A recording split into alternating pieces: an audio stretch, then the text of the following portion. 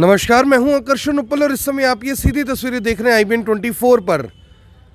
दोस्तों, अगर मैं आपसे ये सवाल पूछूं कि आपने आज तक कितने पैसे नगद में देखे हैं, तो शायद ही कोई ऐसा व्यक्ति होगा जो 1 करोड़ रुपए भी बता पाएगा कि उसने 1 करोड़ रुपए एक साथ नगद देखे हैं। बहुत सारे लोग ऐसे होंगे जिनका प्रॉपर्टी का व्यवसाय होगा, बड़े बिजनेस होंगे, उन्होंने भी शायद 2-4 करोड़ रुपए से ज़्यादा नगद नहीं देखे होंगे। लेकिन आज सवाल यहाँ पर ये है कि अगर एक व्यक्ति के पास 177 करोड़ रुपए नगद में हो तो उसे क्या कहा जाएगा?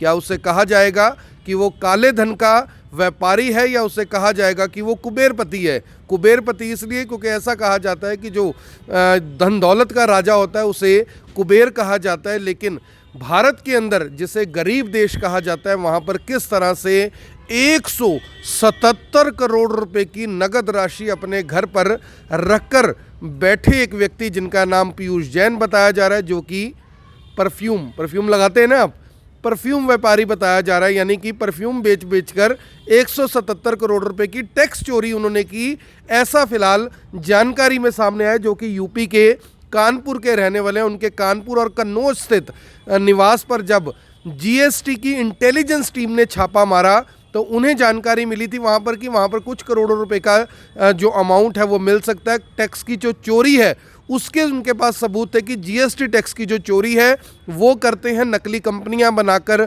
उसमें काले धन को सफ़ेद किया जाता है। लेकिन जब जीएसटी इंटेलिजेंस, जो कि गुजरात के अहमदाबाद की टीम थी, वो यूपी पुलिस को लेकर पीयूष जैन के घर पर पहुंचती है, जिनका घर उत्तर प्रदेश के कानपुर के अंदर है, तो उनकी आंखें खुली की खुली रह जाती हैं। एक बार तो उनमें से एक अधिकारी ने ये बात भी सामने आई है कि उसे लगा कि शायद वो कोई सपना देख रहा है, क्योंकि हर जगह जहां उसकी नज़र जा रही थी सिर्फ और सिर्फ नोट ही नोट थे। मैंने जब कैलकुलेशन की कि 177 करोड़ रुपए अंदर कितने शून्य आते हैं, तो 177 लिखने के बाद आपको 8 बार शून्य डालना पड़ेगा, तब जाकर 177 करोड़ रुपए लिखे जाएंगे। अगर आप इसमें गिनती करें कि अगर 500 के नोट ये हों तो ये कितने नोट होंगे, तो उन नोटों की संख्या बनती है 3 करोड़ 54 लाख। यानी कि अगर ये 177 करोड़ रुपए 500 रुपए के नोट हैं तो 3 करोड़ 54 लाख जो नोट हैं वो बनेंगे। और अगर ये नोट 2000 रुपए के हों तो भी इन नोटों की जो गिनती है वो 88,50,000 होगी। और जानकारी ये सामने आ रही है कि ये जो कारोबारी हैं ये श्रीमान पीयूष जैन समाजवादी पार्टी के फाइनेंसर बताए जा रहे हैं। हालांकि समाजवादी पार्टी ने इन आरोपों से इनकार किया है, लेकिन इन आरोपों को बल तब मिलता है क्योंकि इन्होंने हाल ही में समाजवादी इत्र नाम का एक सेंट, एक परफ्यूम भी बनाया था। इसका ठेका समाजवादी पार्टी ने इनको दिया था। अब सवाल ये है कि क्या समाजवादी पार्टी और इनका कोई आपस में गहरा रिश्ता है, या फिर ये 177 करोड़ रुपए की कहानी कुछ और है। फिलहाल जो जानकारी सामने निकल कर आ रही है उसके अनुसार जीएसटी की जो इंटेलिजेंस टीम थी गुजरात के अहमदाबाद से आई थी, उन्हें जब ये पता लगता है कि यहाँ पर काफ़ी बड़ी संख्या में अमाउंट है तो इसकी जानकारी इनकम टैक्स डिपार्टमेंट को दी जाती है। इनकम टैक्स डिपार्टमेंट इसकी जानकारी रैपिड एक्शन फोर्स को देता है। Rapid action force, UP police, GST intelligence और इनकम टैक्स ने संयुक्त रूप से जो ये रेड की है, इस रेड के अंदर 177 करोड़ रुपए फिलहाल नगद मिले हैं। नगद अमाउंट यानी कि आप समझिए कि ये तो वो अमाउंट है, ये तो वो पैसे हैं जो सामने हैं।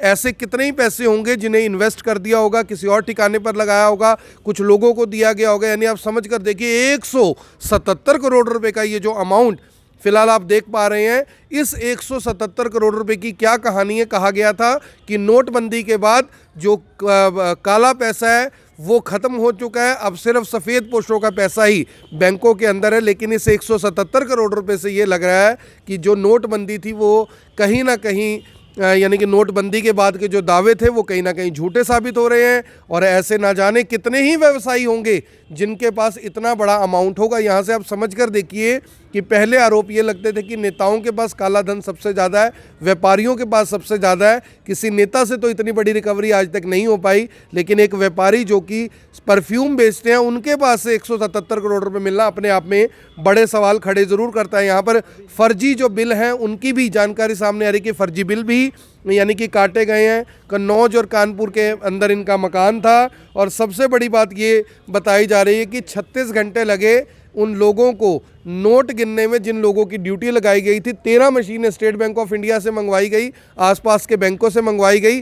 13 मशीनों से 36 घंटे में लगातार यानी कि काम करते हुए 20 से ज़्यादा जो लोग हैं उन्होंने इन नोटों को गिना, और इन नोटों को गिनने के बाद जो फाइनल फिगर सामने आया है वो है 177 करोड़। जीएसटी इंटेलिजेंस के जो डायरेक्टर हैं उन्होंने मीडिया में ये बयान दिया कि मैंने अपने जीवन में इतनी बड़ी रकम कभी नहीं देखी भी कहाँ से होगी, क्योंकि अमूमन इतने पैसे किसी के पास मिलते नहीं हैं। जब मिल जाते हैं तो अफसर और जो नेता होते हैं, जो अधिकारी होते हैं, वो आपस में साँठ-गाँठ कर लेते हैं, लेकिन यहाँ पर नोट इतने थे कि साँठ-गाँठ भी नहीं की जा सकती थी, क्योंकि 177 करोड़ भिजवाने के लिए एक कैंटर को बुलवाया गया और कैंटर के अंदर 13 बड़े जो कंटेनर थे, 13 बड़े जो बक्से थे वो मंगवाए गए। उन बक्सों के अंदर इन तमाम नोटों को ले जाया गया और अब जाकर इन नोटों को एक बार फिर से, कई अधिकारी ऐसे होंगे जो फ़ोटोज़ उनके साथ ज़रूर लेंगे, कई अधिकारी ऐसे होंगे जो उन नोटों की फ़ोटो लेंगे और बताएंगे किसी रिश्तेदार को, बताएंगे किसी दोस्त को कि 177 करोड़ रुपए की रिकवरी में की जाँच में मैं भी शामिल था। लेकिन ये तमाम जो चीज़ें हैं बड़े सवाल खड़े कर रही हैं। भारत जैसे गरीब देश में जहां पर आपकी जेब में अमूमन 1,500 रुपये जेब में नहीं होते, अगर किसी के घर में 150 करोड़ से ज़्यादा यानी कि 177 करोड़ रुपए की रकम अगर पाई जाती है, तो आखिर हमारा सरकार, हमारा प्रशासन कर क्या रहा है? ये बात ठीक है कि उन्हें जानकारी मिली थी कि जीएसटी की चोरी हो रही है, लेकिन ये जानकारी, ये इंटेलिजेंस किसी के पास नहीं थी कि यहाँ पर 150-200 करोड़ रुपए नगद भी मिल जाएंगे। ऐसी जानकारी होती तो मुझे लगता है कि स्थिति कुछ और बन जाती। इसके साथ एक और यहाँ पर बड़ा सवाल ये उठ रहा है कि जिस व्यापारी से ये पैसे पाए गए हैं वो व्यापारी समाजवादी पार्टी का नज़दीकी है। इससे पहले भी समाजवादी पार्टी के 2 व्यापारियों के ऊपर, माफ़ कीजिएगा, समाजवादी पार्टी के जो नज़दीकी 2 व्यापारी थे उनके ऊपर इस तरह की इनकम टैक्स की जो रेड्स हुई थी उसमें भी सैकड़ों करोड़ों रुपए मिले थे। लेकिन सवाल ये है कि क्या ये पैसा इलेक्शनों में यूज़ किया जाना है? अगर इलेक्शनों में यूज़ किया जाना है तो ये पैसा आप ही की जेबों से बाद में निकाल कर इन लोगों को कई गुना कर दिया जाएगा, क्योंकि ये लोग as a financier political parties का साथ देते हैं, एज ए फाइनेंसर पॉलिटिकल पार्टियों को फंडिंग करते हैं। और जब उन पार्टियों की सत्ता आ जाती है, चाहे इसमें कोई भी पार्टी, इसमें समाजवादी पार्टी नहीं है, इसमें कांग्रेस भी शामिल है, बीजेपी भी शामिल है, बीएसपी भी शामिल है, जितनी बड़ी बड़ी पार्टी है सब शामिल होती है। ये पूरा खेल ऐसे चलता है। कोई आदमी आपको स्टेज पर खड़े होकर कितना ही ये बात क्यों ना कह दे कि मैं गरीबों के लिए आया हूँ, मैं आपकी सेवा करूँगा, मैं आपके लिए वो कर दूंगा जो आप सोच नहीं पाएंगे, लेकिन सबका मकसद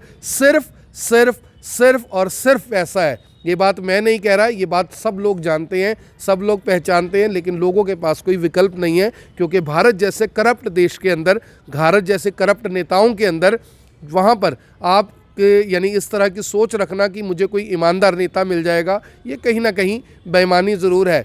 यहाँ पर जहाँ जिस देश में एक बर्थ प्रूफ निकलवाने के लिए, एक डेथ प्रूफ निकलवाने के लिए आदमी को रिश्वत देनी पड़ती हो, वहाँ पर किसी ईमानदारी अधिकारी की बात सोचना कहीं ना कहीं बेईमानी लगती है। तो मेरी आप सभी से अपील, इस वीडियो को देखें भी, इसे शेयर भी करें और कमेंट बॉक्स में बताएं कि आपने आज तक नगद कितने पैसे इकट्ठे देखे हैं। धन्यवाद।